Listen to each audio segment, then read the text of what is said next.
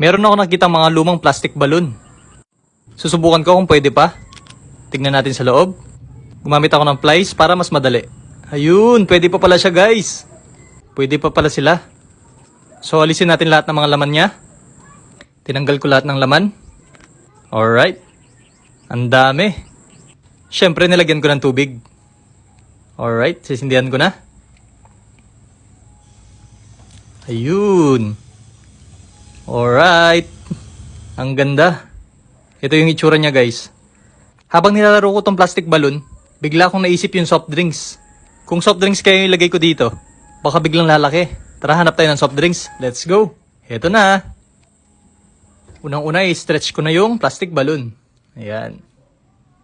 At ilalagay ko na yung Coke. Alright. Maglagay tayo ng konti.